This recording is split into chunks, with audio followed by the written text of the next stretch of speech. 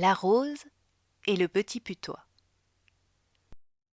Dans un jardin où les brises chantaient et les papillons dansaient, vivait une rose d'un rouge profond, éclatante comme un coucher de soleil. Elle s'appelait Rosaline. Chaque matin, elle ouvrait ses pétales avec grâce, laissant s'échapper un parfum si doux que même les abeilles s'arrêtaient pour rêver et se régaler. Rosaline était fière de sa couleur, de son parfum, de sa tige sans tache. Elle se savait belle et le jardin tout entier semblait le confirmer. Un jour, un petit putois nommé Noé passa près d'elle. Il était jeune, curieux et portait sur son dos une fourrure noire rayée de blanc comme une nuit traversée par un éclair soyeux. « Bonjour, Madame la Fleur, que vous êtes belle et que vous sentez bon !» dit-il avec un sourire. Rosaline plissa ses pétales. « Tu oses m'approcher, toi qui empestes à la ronde ?»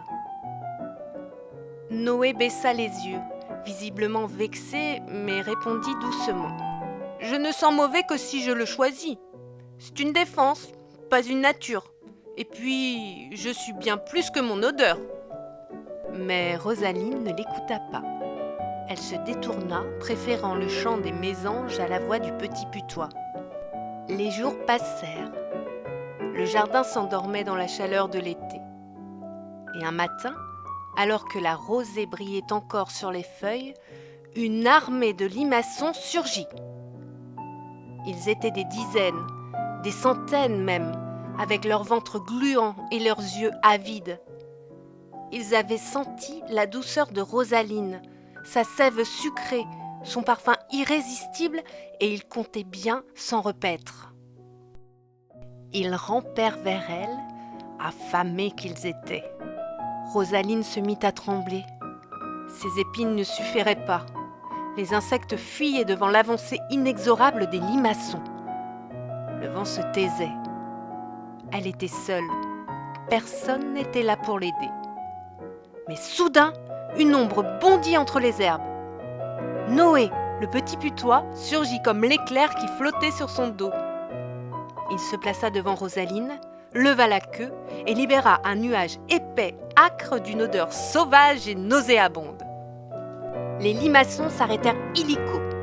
Ils froncèrent leurs antennes et dans un frisson collectif, ils firent demi-tour, glissant loin de la rose, loin du jardin, aussi vite qu'ils le purent.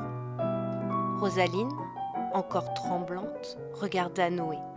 « Tu m'as sauvée !» Noé sourit avec humilité. « Même les parfums les plus doux ont besoin d'un bouclier. » La rose baissa ses pétales, comme pour faire une révérence. « Je t'ai jugé trop vite. Tu es noble, et ton courage est plus noble encore que mon parfum. Tu as toute ma considération et je t'offre aussi, à jamais, mon amitié inconditionnelle. » Depuis ce jour, Rosaline et Noé devinrent les meilleurs amis du monde. Chaque matin, avec tendresse, elle lui offrait quelques gouttes de rosée déposées sur ses pétales. Et chaque soir, Noé veillait sur elle, prêt à défendre leur amitié de toutes ses forces. Il ne faut jamais mépriser ce qui te semble différent, car parfois, c'est ce que tu aurais pu rejeter qui viendra te sauver.